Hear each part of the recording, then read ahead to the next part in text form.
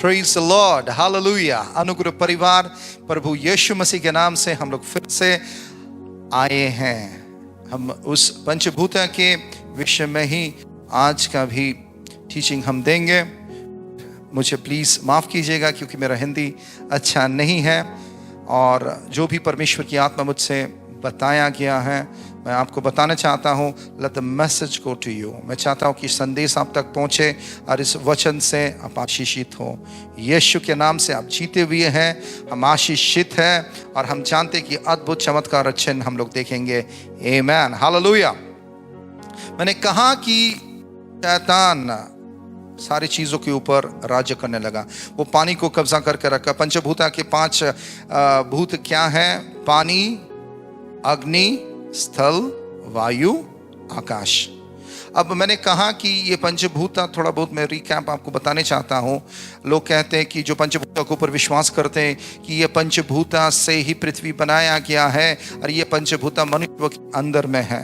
मैं by the way बताने चाहता हूँ कि शायद किस तरह लोगों को छलना किया है। मैं नहीं चाहता हूँ कि कोई भी प्रकार की छलना में इस अंतिम दिनों में अब फंस जाए। आमीन, हालेलुया। उसीलिए अगर आप अपने हाथों की 5 उंगलियों को देखेंगे, शैतान इसे भी किस तरह इसको रिसीव कर दिया लोगों को। लोग अंगूठी पर पहनते हैं ना, आपने देखिए लोग हाथ दिखाते हैं, और इस हाथों के द्वारा, जिस हाथ को परमेश्वर ने बनाया है कि उसकी इबादत करने के लिए, मगर शैतान इस हाथ के ऊपर कब्जा कर लिए हैं। इस हाथों के द्वारा लोग पाप करते हैं। हाथों में बहुत सारे लोग हाथों के द्वारा गलत कामों को करते हैं। मैं थोड़ा बहुत आपको ज़्यादा डिटेल में नहीं समझाऊंगा, थोड़ा बहुत, क्योंकि मैं नहीं चाहता हूं कि बहुत सारे नया लोग इसको सुन के कंफ्यूज हो जाएं। मगर मैं थोड़ा बहुत आपको बताने चाहता हूं कि पंचभूता की शिक्षा के अनुसार हमारे जो मिडिल फिंगर है, बीच में जो फिंगर है, ये फिंगर्स के द्वारा वो कहते हैं कि आकाश से वो युक्त हो जाते हैं। फिर उसके जो इंडेक्स फिंगर है, वो ये फिंगर के द्वारा वो लोग कहते हैं कि वो वायुमंडल में इसका लिंक है। और जो थंब है, इसको कहता है अग्नि फिंगर। ये थंब जो है, अंगूठा, इसके द्वारा बॉडी हीट को कंट्रोल किया जाता है। और जो छोटी वाली फिंगर है, द लिटिल फिंगर, इसको जल से इसका ताल्लुकात है। और जो रिंग फिंगर है, रिंग फिंगर जिसमें आप रिंग पहनते हैं, वो रिंग फिंगर क्या है? पृथ्वी के संग जुड़ा हुआ है। वो फ्लैश, बोन्स एंड ऑर्गन्स के संग जुड़ा हुआ है। मगर दोस्तों, उसीलिए ये पंचभूता की शिक्षा में लोग कहते हैं कि बहुत सारा मुद्राओं को सिखाया जाता है, जो कि कल्चर में लोग मुद्रा करते हैं। मैं बताने चाहता हूँ, मुद्रा के द्वारा लोग चाहते हैं कि वो अपने भूत शुद्धि कर रहे हैं, और भूत शुद्धि के द्वारा वो भूत सिद्धि करेंगे। मगर दोस्तों, परमेश्वर का वचन साफ रीति में कहते हैं कि खुदा ने इस हाथों को हमें दिया कि हाथ को हम उठाकर परमेश्वर की इबादत करें। हालेलुया। भजन संहिता 119 और 48 Psalm 119 and 48 says, I will lift up my hands towards your commandments. Hallelujah. मैं अपने हाथों को उठाकर प्रभु तेरी ही आज्ञा को पूरा करेंगे। Which I love and I will meditate on your status. क्योंकि मैं आपसे प्यार करता हूँ और मैं आपके महिमा करूंगा, आपके आज्ञाकारी रहूंगा। अगर अपने हाथों के 5 उंगली को आप देखेंगे दोस्तों, मैं एक चीज बताने चाहता हूँ। ये हाथ का 5 उंगली और ये हाथ की 5 उंगली, अगर आप देखेंगे, ये 5 और 5 किस चीज को दर्शाते जानते हैं? परमेश्वर की 10 आज्ञा को दर्शाते हैं। पहले की चीज क्या है? जैसे कि आप कोई चीजों की लालच मत करना, आप झूठ मत बोलना, आप चोरी मत करना, आप व्यभिचार मत करना, आप खून मत करना, आप अपने माता पिता के आज्ञाकारी रहना, आप परमेश्वर के दिन को पवित्र मानना, आप परमेश्वर के नाम को व्यर्थ मत लेना, आप मूर्तियों के सामने में सिर को मत झुकाना, आप परमेश्वर को और उसको छोड़कर आज किसी को ईश्वर मत मानना। देखिए क्या हुआ, परमेश्वर ने हमें हाथ दिया है उसकी इबादत करने के लिए, उसकी स्तुति करने के लिए। जब मूसा ने हाथ उठाया क्या हुआ, चमत्कार हो गया।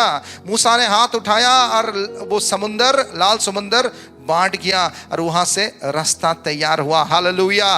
दोस्तों, ये हाथ जब आप उठाते हैं खुदा के सामने में, स्वर्ग खुल जाता है। मगर शैतान लोगों को भ्रमित करके, शैतान लोगों को झूठ बोलकर इस हाथ के ऊपर शैतान कब्जा कर लिए हैं। इसीलिए दोस्तों, आज परमेश्वर चाहता है कि अपने हाथों को उठाकर उसकी इबादत कीजिए। अगर कोई सुन रहे हैं इस वचन को, इसके पहले आप मुद्रा करते थे, इस तरह की मुद्रा मैं दिखा रहा हूं, इस तरह की मुद्रा लोग आपको कहा है कैसे मुद्रा कीजिए, ऐसे मुद्रा कीजिए, ऐसे मुद्रा कीजिए, आपका हार्ट अच्छा रहेगा, लंग्स अच्छा रहेगा, आपकी शरीर अच्छा रहेगा। दोस्तों, वो सारी चीजों को तोड़ दीजिए यीशु मसीह के नाम से।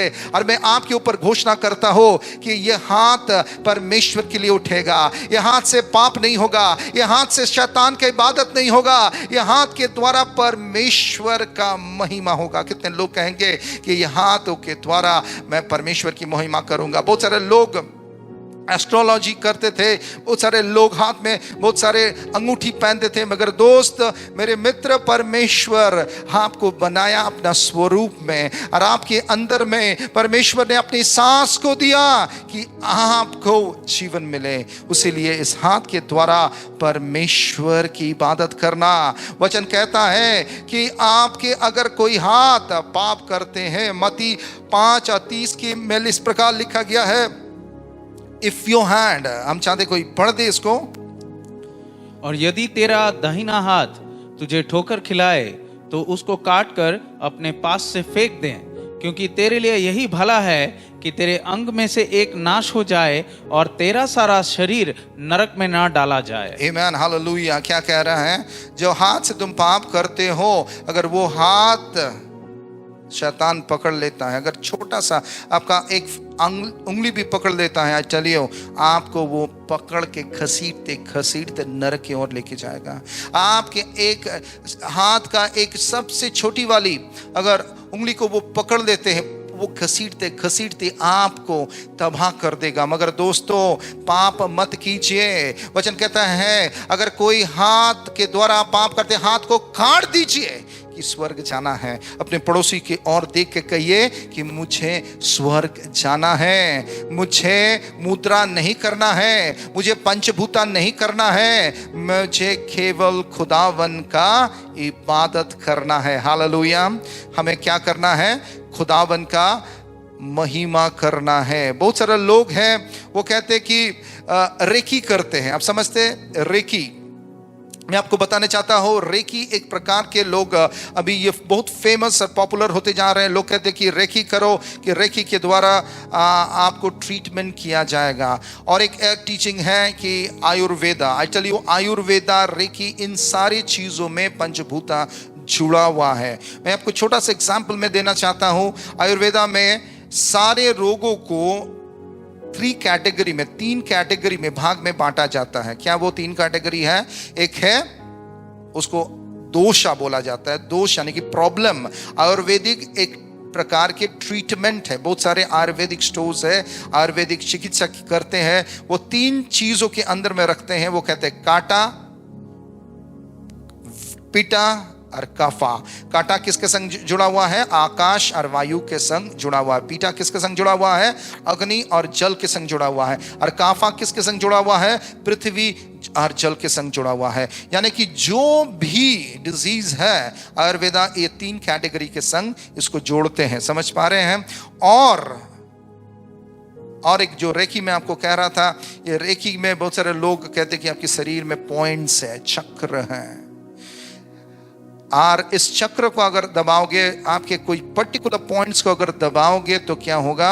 आपको स्टेबिलिटी मिलेगा। मुद्रा है, मूलाधारा मुद्रा, उसके बाद वो पृथ्वी के संग जुड़ा हुआ है।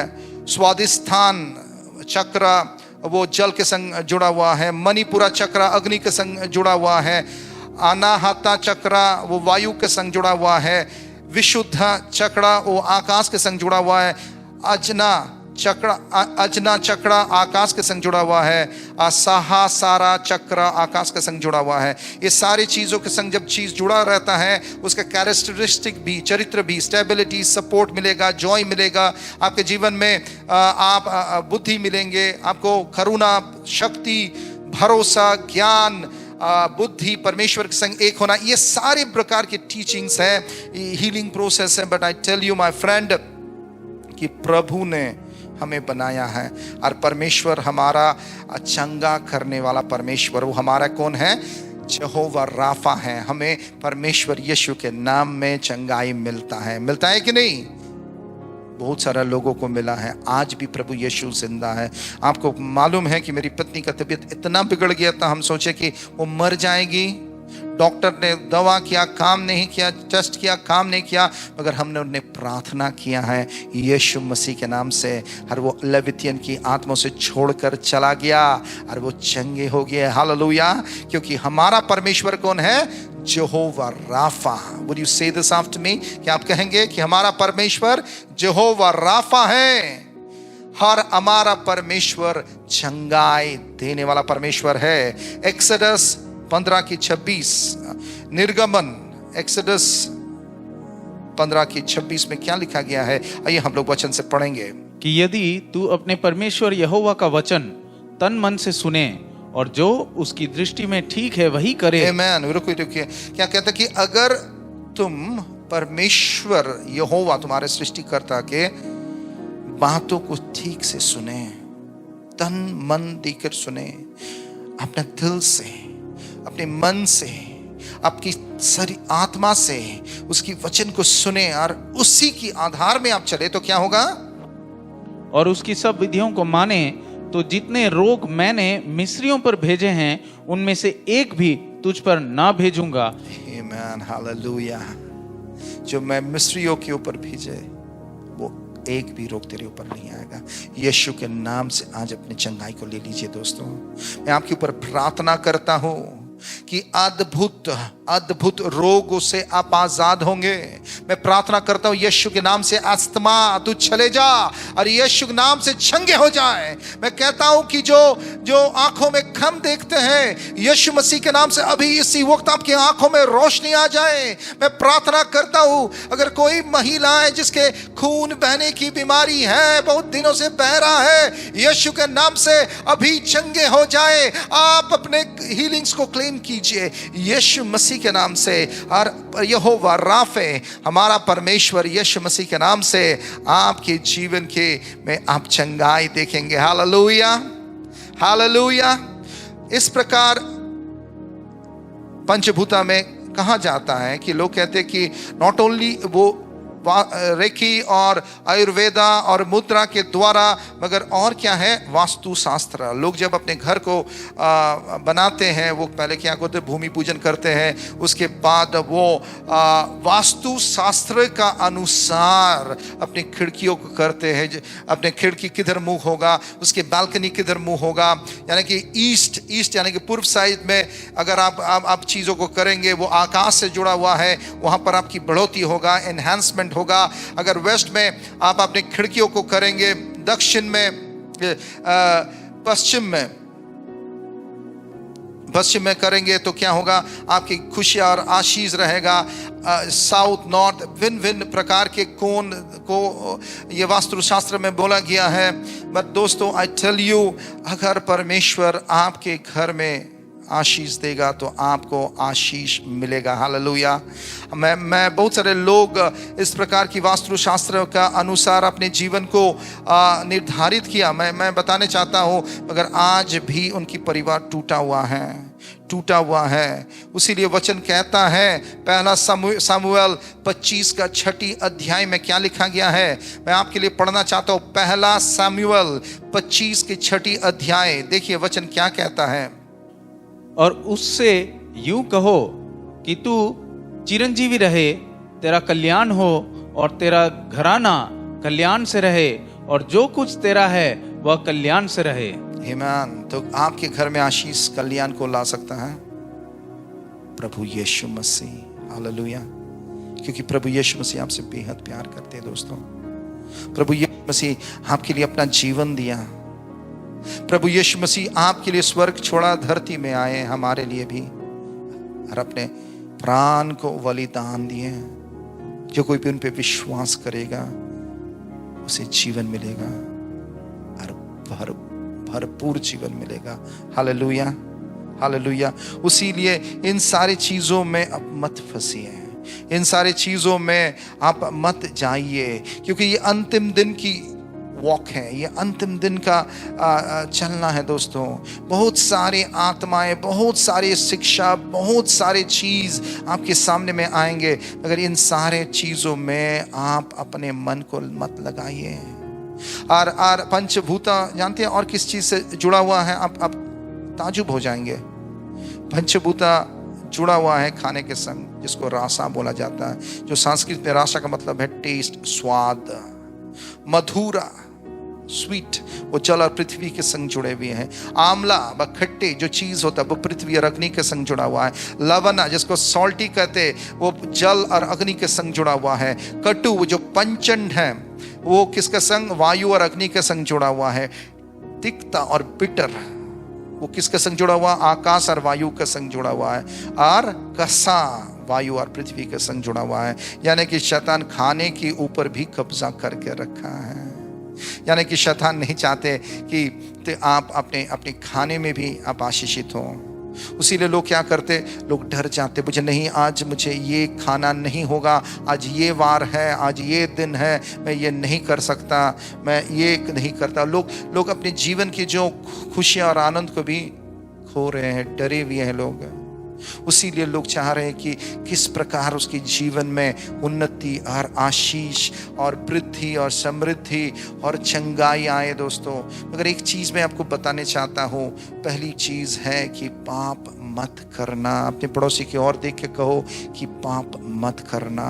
वचन कहता है, क्या जानते हैं? वचन कहता है, पहला कुरिन्थियन 3 और 16वीं या 7वीं अध्याय में क्या कहता है, मैं आप पढ़ के सुनाता हूँ। फर्स्ट कोरिन्थियंस, पहला कुरिन्थियन 3, 16, 17 पद क्या कहता है? क्या तुम नहीं जानते कि तुम परमेश्वर का मंदिर हो और परमेश्वर का आत्मा तुम में वास करता है? यदि कोई परमेश्वर के मंदिर को नाश करेगा तो परमेश्वर उसे नाश करेगा, क्योंकि परमेश्वर का मंदिर पवित्र है और वह तुम हो। आमीन। आज खुदा क्या कह रहा है? ये शरीर परमेश्वर का मंदिर, ये सबसे बड़ी मंदिर है। इस मंदिर का जो सिंहासन है, उस सिंहासन में परमेश्वर विराजमान होना चाहते हैं। हालेलुया। इसीलिए दोस्तों, पाप करना बंद करो, खुदा के पास जाओ, माफी मांगो और कहो कि प्रभु यीशु मसीह मुझे माफ कीजिए, मेरे जीवन में आइए। मुझे आपकी तो ज्ञान है, मगर आपके पूरा वचन में मैं चलता नहीं हूँ। आज जो सुन रहे हैं, मैं आपको बताने चाहता हूँ, आप परमेश्वर का बहुमूल्य सृष्टि है। प्रभु आपसे प्यार करते हैं। रोमियो का पुस्तक 12वीं अध्याय 1 और 2 क्या कहते हैं जानते पद? आइए हम लोग पढ़ते हैं उस बात को। रोमियो का पुस्तक 12वीं अध्याय 1 और 2 पद। इसलिए है भाइयों, मैं तुमसे परमेश्वर की दया स्मरण दिलाकर विनती करता हूँ कि अपने शरीरों को जीवित और पवित्र और परमेश्वर को भावता हुआ बलिदान करके चढ़ाओ, यही तुम्हारी आत्मिक सेवा है। और इस संसार के सदृश ना बनो, परंतु तुम्हारी बुद्धि के नए हो जाने से तुम्हारा चाल चलन भी बदलते जाए, जिससे तुम परमेश्वर की भली और भावती और सिद्ध इच्छा अनुभव से मालूम करते हो। आमीन। हालेलुया। आज प्रभु क्या कहते हैं? कह रहा है, खुदा कह रहा है कि पाप मत करो, अपनी जीवित बलिदान के रूप में अपने शरीर को दे दो। यानी कि नहीं कह रहा कि जाओ तुम अपने सिर को कटा लो, नहीं कह रहा कि जाओ जाके बलि दे दो। प्रभु यीशु मसीह हमारे लिए बलि दिया है। आज हमें क्या करना है? जब पाप की कामना और वासना और शरीर की पुकार हमें पुकारेगा और पाप के लिए हमें पुश करेगा, हमें कहना है कि मैं पाप नहीं करूंगा। क्या कहना है? मैं शरीर की बातों में फंसने वाला नहीं हूं। हालेलुया। मैं परमेश्वर की आत्मा के अधीन में हूं। अब देखें हैं, अगर अब शॉप में जाएंगे, मॉल्स में जाएंगे, सिगरेट की पैकेट आप देखेंगे एकदम बिलिंग काउंटर के सामने में रहता है। और एक दिन मेरी बेटी को मैं लेके गया और दिखाया, बोला डैडी ये क्या है? मैंने कहा ये सिगरेट की पैकेट है। और वो सिगरेट की पैकेट के ऊपर एक हार्ट आप देखेंगे, लंग्स को देखेंगे, और लंग्स को देखेंगे कि वो कैंसेरियस हो गया। वो नीचे लिखा गया cigarette smoking is cancerous to health. यानी कि लोग देख रहे हैं, जान रहे हैं, मगर तब पर भी उसे एहसास नहीं है। मगर जो सिगरेट पीते हैं, जो ड्रिंक करते, नशा करते हैं, जब उसको नशा नहीं करने का मन करता, पर तब पर भी क्या होता है, उसका शरीर नशा के लिए खोजता है, शरीर पुकारता है। उसीलिए जो ड्रिंक करते हैं, हम जानते हैं कि बहुत सारा लोग छोड़ने चाहते हैं मगर छोड़ नहीं पाते, यानी कि शरीर कमजोर हो जाता है। मगर जब आप कहेंगे कि नहीं, मैं अपने शरीर को अपवित्र नहीं करूंगा, तब आपको कष्ट होगा, आपको कष्ट होगा।